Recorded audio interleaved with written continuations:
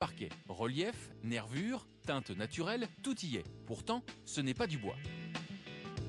Il s'agit de grès cérame. Ce proche cousin du carrelage reproduit dans les moindres détails toutes les caractéristiques du bois.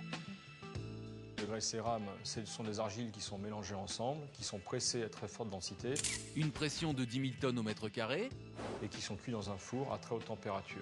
à une chaleur de 1200 degrés. À cette température et cette pression, les atomes de l'argile se lient très solidement les uns aux autres. C'est la vitrification. Résultat, un matériau quasi indestructible.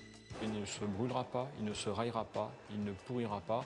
Et pour vous prouver ceci, moi ce que je vous propose, c'est qu'on aille faire ensemble des tests sur le grès cérame.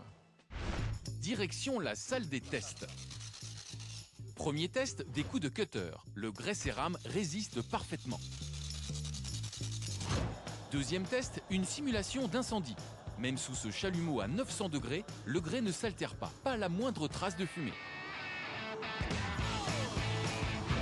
Troisième test, la résistance au choc. Le technicien tape sur le grès sans ménagement, sans aucun résultat. Ultime test, la résistance à l'acide. Regardez comment réagit un morceau de parquet massif. Rongé, le bois se dissout peu à peu. Sur une dalle de calcaire, le résultat est le même. Le seul à résister à l'attaque de l'acide, c'est le grès cérame. L'autre avantage du grès cérame, c'est qu'il ne craint pas l'humidité et peut être posé dans une salle de bain. Et contrairement à un carrelage classique, il n'est pas froid au toucher.